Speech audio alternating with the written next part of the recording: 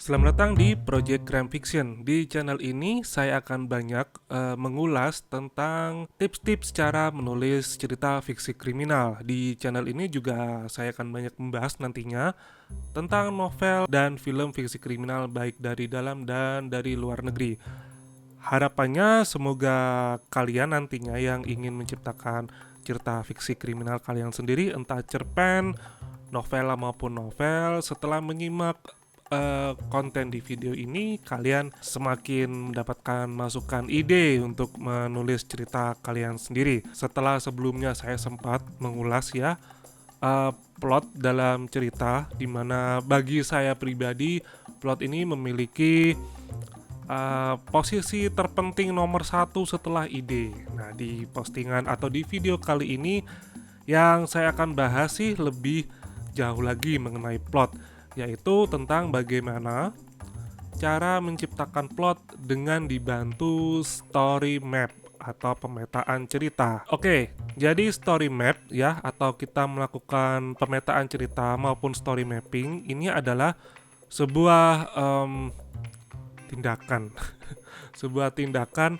maupun sebuah usaha ya, atau apalah itu artinya ya, tidak terlalu penting untuk dijabarkan secara dengan kalimat-kalimat kamus. Namun yang ingin saya garis bawahi adalah story map ini adalah saat kita memetakan plot cerita kita dari awal hingga akhirnya cerita.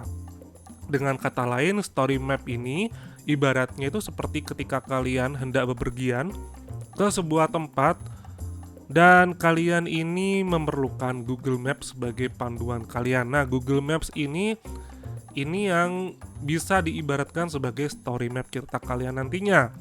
Plotnya jelas, jadi kalau kalian menggunakan Google Map, kalian kan pasti tahu tujuannya ini akan kemana. Nah, meskipun kalian sudah tahu, tapi kalian pasti mencari rute terbaik untuk ke sana, bukan? Sama dengan story map atau kita melakukan story mapping. Dengan story mapping, kita meskipun sudah tahu tujuan cerita ini akan kemana, atau kita masih mengira-ngira ya, dengan melakukan story mapping ini kita bisa melihat ya, apa saja yang akan kita tulis di dalam pengerjaan cerita yang sedang kita kerjakan. Ibaratnya kalau saya tuh sering ya mengibaratkan membuat cerita tuh seperti membuat rumah ya, membuat rumah. Di dalam rumah ini ada apa namanya? Ada alas, kemudian ada atap, kemudian ada pilar-pilar yang penting. Nah, demikian juga dengan story map. Story map ini mungkin seperti draftnya ya, draft sketsa kalian atau draft sketsa rumah kalian sebelum rumah ini jadi secara penuh gitu.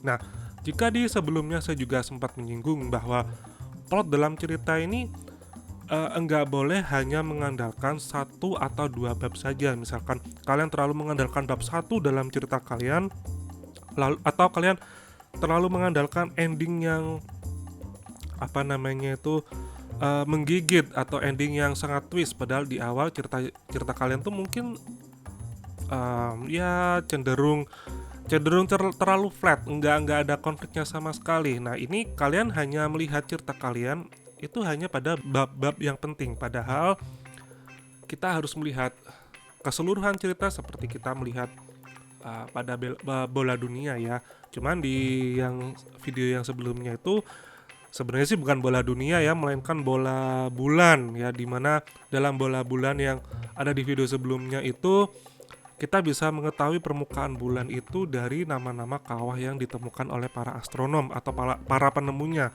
Nah, di bulan sendiri itu kan ada kawah kecil-kecil dan juga kawah besar. Kalau kita hanya berfokus beranggapan bahwa di bulan ini hanya ada satu kawah, seperti itulah kita menganggap bahwa di cerita kita ini bab satunya itu harus luar biasa keren, sedangkan bab-bab lainnya ini boleh nggak keren, atau boleh nggak ada konfliknya, atau boleh flat aja bahkan sampai akhirnya. Ini yang bisa membuat pembaca itu merasa tertipu dalam tanda kutip ya. Nah, ini yang kemudian di dalam cerita sendiri ada istilahnya itu fair play, yang mungkin nanti di postingan berikutnya ini akan saya bahas.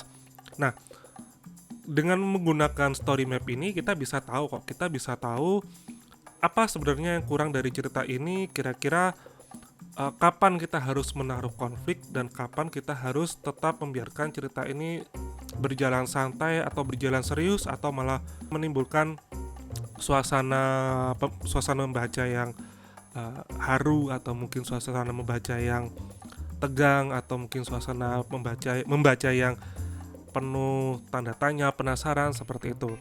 Seperti itu sih gunanya story map. Nah, mengenai bagaimana cara menciptakan story map ini, terus terang ya, di dalam pengerjaan novel atau pengerjaan cerita, kadang ya, meskipun ada beberapa rules tertentu, kadang di dalam sebuah pengerjaan cerita ini nggak ada pakemnya. Sama seperti misalkan sebuah tips ya, bagaimana caranya menggali ide cerita gitu, terus ada tips bla bla bla bla segala macem. Namun kalian nggak bisa menjalankan tips ini karena cara untuk menjalankan tips ini kurang sesuai dengan sifat kalian atau mungkin diri kalian sendiri. Misalkan kalian baca tips mencari ide, kalian di situ mengatakan kalian harus keluar atau bertemu di tempat keramaian misalkan untuk melihat suasana seperti apa kehidupan manusia, padahal diri kalian sendiri tuh mungkin introvert ya, atau mungkin tertutup, sehingga waduh kok aku harus keluar padahal aku ini seorang introvert, seperti itu. Atau ada tips yang mengatakan cobalah rekreasi ke sebuah tempat tempat yang indah, atau tempat jalan-jalannya ke tempat yang ya kemana lah gitu, padahal kalian sendiri tuh tahu bahwa kalian tuh mungkin sedang sibuk atau mungkin ya sedang tidak ada waktu untuk bepergian keluar hanya untuk sekadar mencari ide. Nah, disinilah kadang tips-tips yang seperti ini itu bukannya salah, tetapi tidak sesuai dengan sifat-sifat orang-orang tertentu. Dan karena tadi saya bilang ya, kadang di dunia kepenulisan ada rules tertentu, namun pakemnya bisa tidak sama antara penulis yang satu dengan yang lain. Demikian juga balik ke pembahasan story map tadi, tidak ada, atau saya pikir sih tidak ada cara yang benar-benar tepat untuk bagaimana menciptakan story map yang benar. Saya hanya bisa memberikan beberapa masukan seperti misalkan saya menciptakan story map ini dari Microsoft Word ya, yang mana saya kemudian membuat tabel ya sekitar 3 kolom lalu memanjang ke bawah, di mana per kolom ini nantinya itu ada tentang bab berapa, kemudian yang tengah ini sinopsis dari bab ini, sedangkan yang terakhir sendiri adalah karakter apa yang muncul di bab yang sedang kita kerjakan atau sedang rancang-rancang ini tadi. Adapun mungkin seorang penulis yang akan lebih ngeh dengan ceritanya, pembuatan ceritanya, kalau dia membuat story mapnya itu dengan tulisan langsung, tidak dengan ketikan komputer, tapi dia mungkin mengambil HVS, kemudian dia menggambarkan bab 1 ini mungkin dikasih spidol warna merah, atau kemudian bab 2 kemudian diberi spidol warna tertentu yang lainnya. Nah, masing-masing spidol ini mungkin bagi si kreatornya ini ada maksudnya. Mungkin merah ini artinya konflik, terus biru ini mungkin artinya tokoh utamanya masuk ya di bab itu, dan lain sebagainya. Adapun mungkin yang menciptakan story mapnya itu dengan cara yang lain pula, misalkan misalkan dia membuat seperti ini. Kalau kalian pernah nonton di film-film fiksi kriminal itu, kadang detektifnya nih naruh foto-foto gitu ya, atau peta-peta gitu ya, kemudian disambungkan dengan benang wol warna merah, disambungkan sini sana sehingga menyambungkan ke titik-titik tertentu ya. Lalu itu akan menimbulkan kesan atau ingatan, sesuatu yang mudah diingat, sehingga si penulis ini akan langsung nangkap, oh aku habis kesini, oh aku habis ke situ ke mana lagi, seperti itu. Jadi memang secara pakem bagaimana cara membuat story map ini balik lagi kepada kebijakan si penulis itu sendiri. Tetapi yang harus diingat adalah bahwa story map ini fungsinya sangat krusial dalam pembuatan cerita kalian. Terserah kan nanti kalian akan membuat novel ataupun cerpen maupun cerbung ya. Yang jelas saya sangat menyarankan kalian menciptakan story map ya. Apapun bentuknya, bagaimanapun prosesnya kalian menciptakan story map. Story map ini sangat penting untuk dikerjakan ya. Supaya kalian tidak bingung bila ingin membuat cerita kalian, lalu kalian kreasikan seperti apa, tidak terlalu keluar jalur ya, tidak terlalu out of the topic, tidak pula terlalu boring. Cerita kalian nanti kalian bisa tahu mana titik-titik mana di cerita ini yang rasanya kok datar, flat, dan lain sebagainya. Disitulah fungsi dari story map yang kalian kerjakan nantinya. So, kalau kalian ingin serius mengerjakan cerita kalian, apapun jenis cerita itu, seperti yang tadi saya sampaikan, cerpen, cerbung, novel-novela, buatlah story mapnya.